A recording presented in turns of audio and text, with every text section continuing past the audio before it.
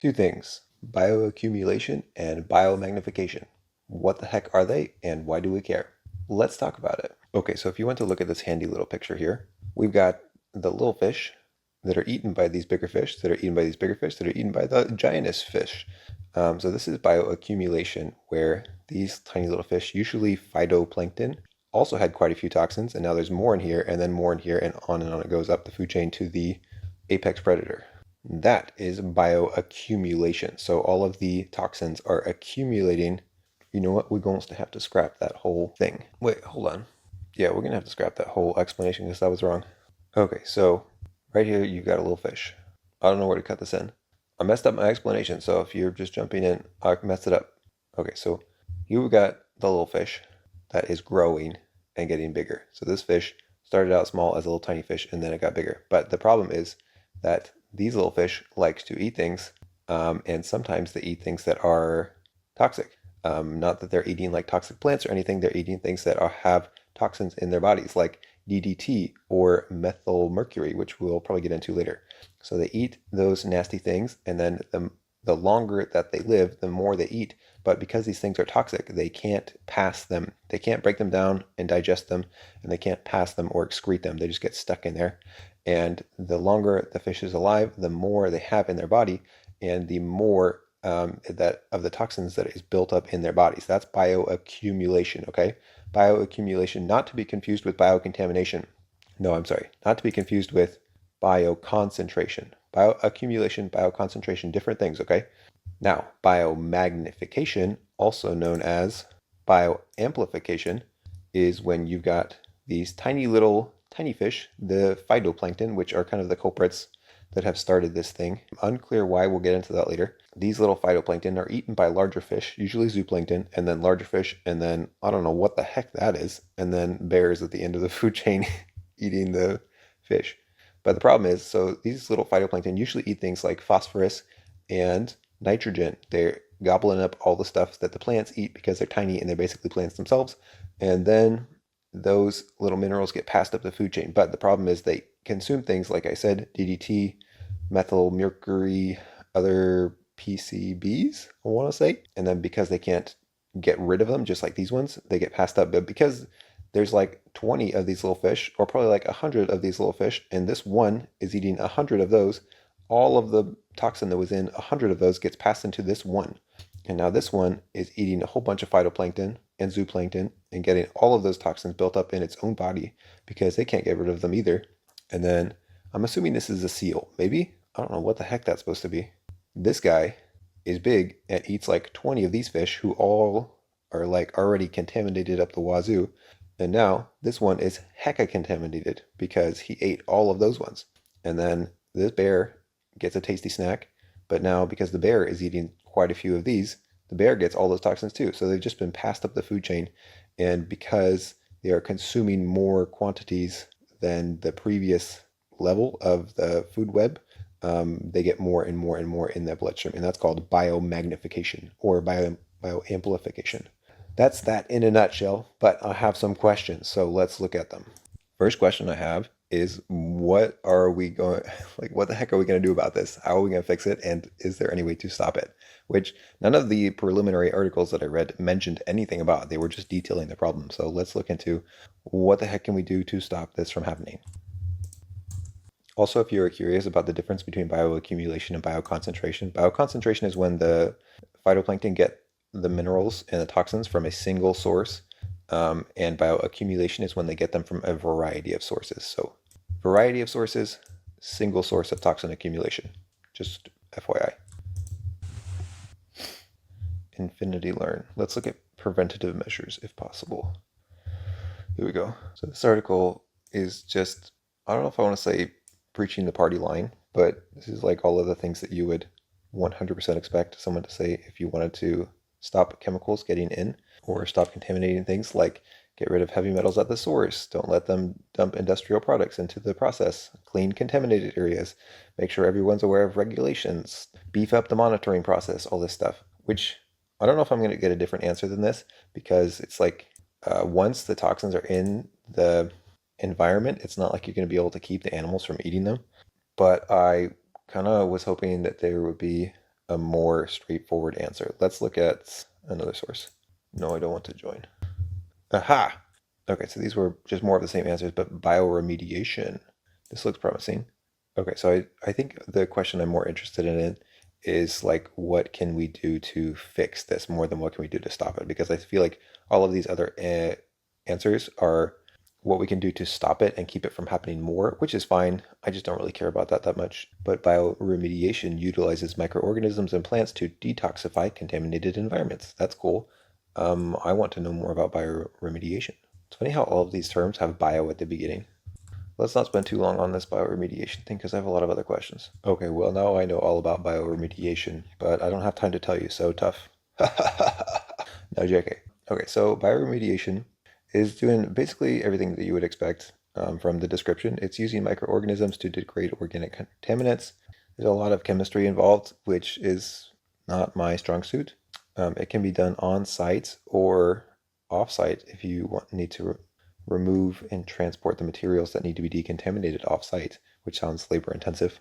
There's aerobic bioremediation, which requires oxygen. There's a chart here that talks about the different types of methods you can use because there's a lot of different toxins out there and they don't all respond to the same treatment. So you kind of have to mix and match and get specific. Here are some of the things that affect the actual effectiveness, affect the effect, which you can read if you want. But I mean, just the stuff you would expect, like how concentrated are the toxins, how available are the things you need, what are the site characteristics, all the things you'd expect. Anyways, okay, tangent over.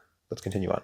Okay, what are we doing to fix this and how can we stop it? Bioremediation and legislation, or telling people to stop it, essentially. Next question. What is it about the toxins that keep them from being broken down? Or more interesting to me, why don't they get passed out with everything else?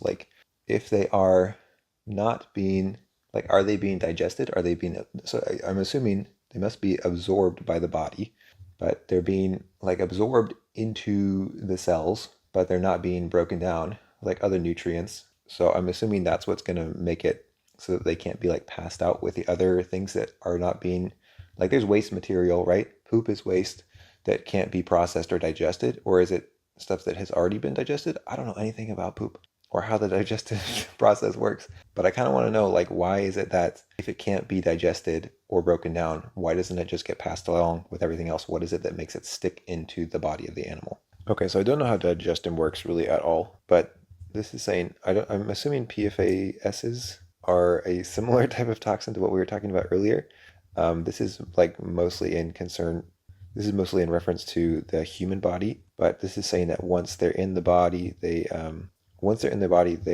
bind to the small proteins in your blood, and then from there, once they're bound to the small proteins, they can get other places using your blood to get around in the body. And then once they're in there, they fool the cell into thinking it knows this secret handshake, and then they can get into your fatty acids, and I'm assuming get stored with your fat cells and are kind of infiltrating your fat deposits throughout your body. So I guess that's kind of why they don't get passed out, because they're actually working themselves into the tissue of your body.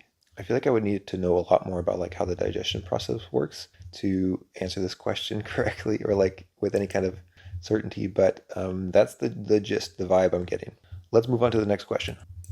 So two things that I kind of are kind of tied together. In all of the sources I was looking at, they're talking about how it's all in the ocean for some reason. I don't understand why it's all water based. Could not land animals also? I mean, I'm assuming there are tiny little creatures on land that are also eating nutrients, very small things that are then eaten by larger animals. Maybe it does happen on land. It's just not as worrying or worth talking about. I don't know. I feel like that would be worth talking about, but I don't understand why nobody's talking about land sources. It's all in the ocean or in lakes and rivers and whatnot. So I want to know why. And I also want to know, is it only what happens if a larger animal eats the toxins? Is that not the same thing? All of the sources I was seeing are talking about how it's the phytoplankton are the tiniest little ones, and they're the ones eating the toxins, and then they get eaten up the food chain, and that's how it progresses. But what happens if a cow or I don't know, some smaller sea creature is eating a plant that is contaminated, does that not get the toxins? I'm like assuming it would. Maybe they're just not referencing that because that's not the main mode of transportation or like the main method, but I would like to know what is going on there. Like, why? Does biomagnification only happen in the ocean? I think I need to change my question. It's funny. The AI is like, no, direct answer to your question, but I do not trust this. So, and then all of the other ones are talking about biomagnification in the ocean. So I think I need to ask something else. Examples of terrestrial biomagnification. This person is skeptical about something in the process. They're calling the system into question, but I think they're mainly just saying that we need to question the system because we need to identify the species that are at the highest risk. And if you're doing it wrong, you're not going to help out the species that needs help the most.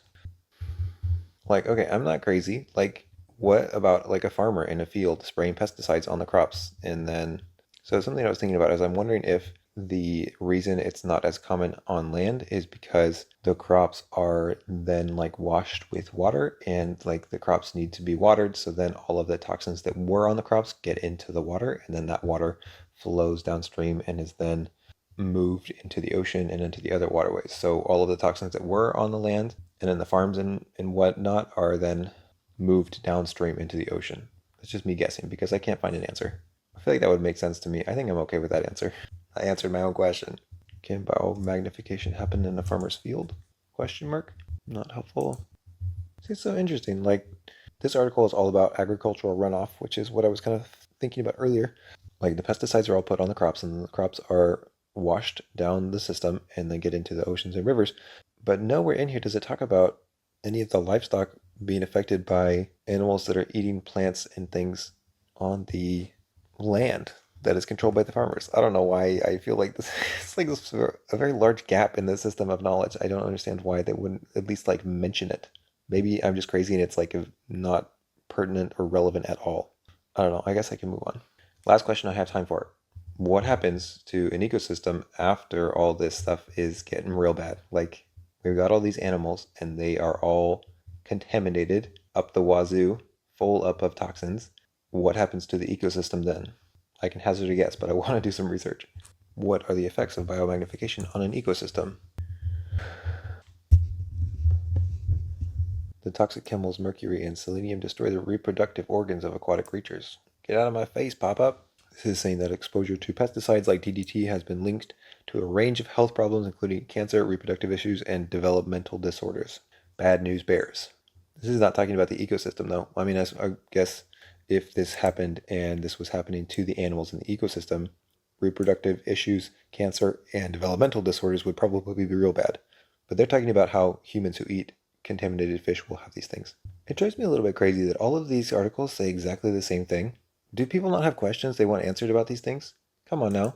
Just because I asked what it was doesn't mean I don't have more questions. Answer my questions, people. Jeez. So, cancer, birth defects, other bad things. Don't get toxins in your system. Although that question didn't take as long to answer as I thought it was going to. So I have time for one more, which is I wanted to examine the flip side of the thing, which I feel like is always valid. Like if you're getting into something, probably a good idea to make sure that you're not just biased, which I feel like it would be hard to be just biased with this because toxins are real bad. But I mean, it's a good habit. So let's look at the flip side of this. I'm not even sure how to do that with this conversation.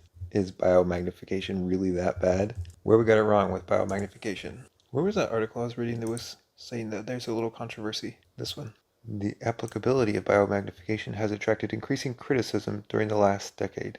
Oh, I think they're just talking about how people are using biomagnification to support their own research or to support their own studies. Not all cases of toxic things found in animals are cases of biomagnification. I think this is probably what this is saying. And that's all she wrote, folks. Hope you learned something new. Peace.